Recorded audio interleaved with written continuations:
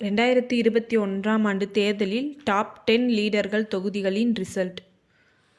ஸ்டாலின் அவர்கள் திமுக கட்சி சார்பாக கொளத்தூர் தொகுதியில் போட்டியிட்டு 1,05,522 வாக்குகள் பெற்று 70,384 வாக்குகள் வித்தியாசத்தில் வெற்றி பெற்றார்.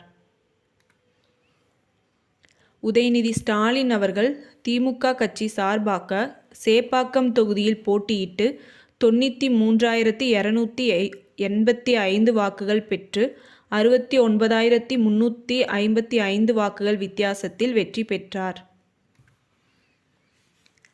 பழனிசாமி அவர்கள் அதிமுக கட்சி சார்பாக எடப்பாடி தொகுதியில் போட்டியிட்டு 1,63,154 வாக்குகள் பெற்று 93,802 வாக்குகள் வித்தியாசத்தில் வெற்றி பெற்றார். பன்னீர்செல்வம் அவர்கள் அதிமுக கட்சி சார்பாக போடிநாயக்கனூர் தொகுதியில் போட்டியிட்டு 1,50,000 வாக்குகள் பெற்று 11,021 வாக்குகள் வித்தியாசத்தில் வெற்றி பெற்றார்.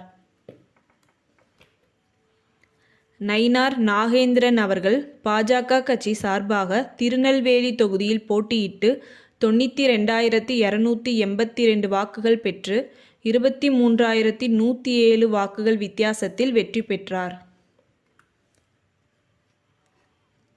கமல்ஹாசன் அவர்கள் மக்கள் நீதி மய்யம் கட்சி சார்பாக கோவை தெற்கு தொகுதியில் போட்டியிட்டு 51,481 வாக்குகள் பெற்று 1,728 வாக்குகள் வித்தியாசத்தில் தோல்வியுற்றார்.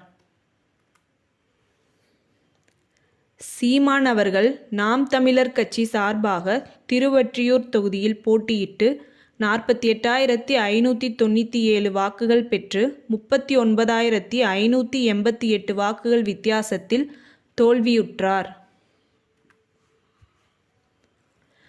முருகன் அவர்கள் பாஜக கட்சி சார்பாக தாராபுரம் தொகுதியில் போட்டியிட்டு 88,593 வாக்குகள் பெற்று 1,393 வாக்குகள் வித்தியாசத்தில் தோல்வியுற்றார். அண்ணாமலை அவர்கள் பாஜக கட்சி சார்பாக அரவக்குறிச்சி தொகுதியில் போட்டியிட்டு 68,553 வாக்குகள் பெற்று 24,816 வாக்குகள் வித்தியாசத்தில் தோல்வியுற்றார்.